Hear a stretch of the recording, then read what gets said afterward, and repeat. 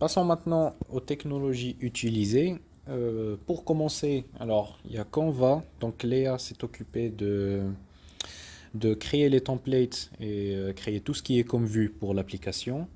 Et après, pour le développement de l'application, il y a trois parties. Il y a le front-end, le back-end et la gestion de base de données. Par rapport à la gestion de base de données, c'est Sofiane et Adrien qui vont détailler ce qu'ils ont fait. Donc, ils ont utilisé PHP bien sûr, avec un code MySQL.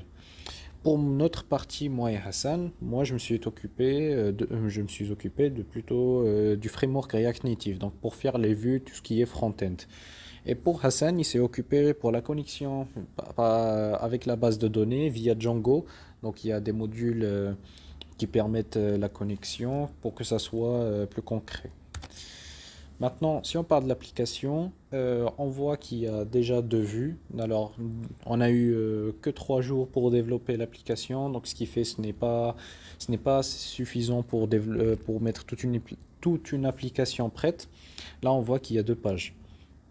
Déjà, la page Map Page qui permet de visualiser tout ce qu'il y a comme avertissement. Donc là, par exemple, on voit sur la carte qui est déjà une carte importée de l'API de Google Maps. Donc elle est interactive, on peut chercher tout ce qu'il y a comme zone de danger. Et bien sûr, les marques qu'on voit sur les maps sont des zones de danger qu'on peut voir directement via la map. Ou bien, par exemple, au niveau de la ville, on voit tout en bas deux alertes. Donc une bagarre non armée à Roubaix, 59 rue des Joints.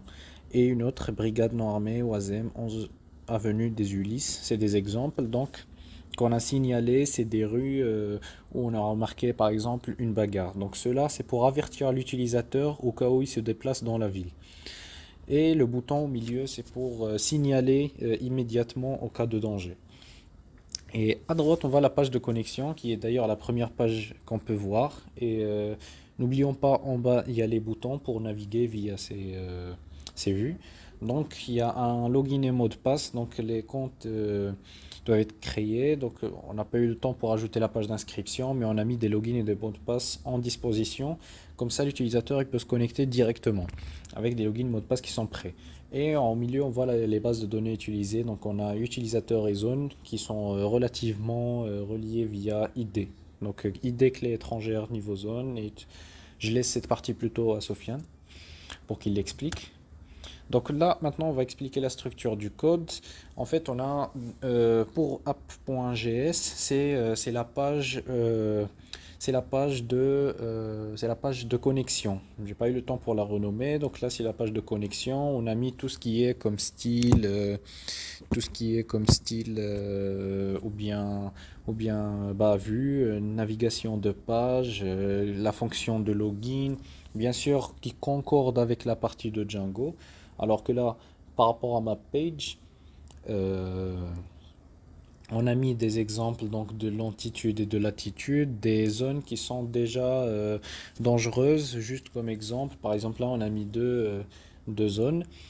Donc, en gros, on a trois vues normalement. Il y a une vue d'authentification, il y a une vue de connexion et il y a une vue pour signaler dans la page plutôt map page.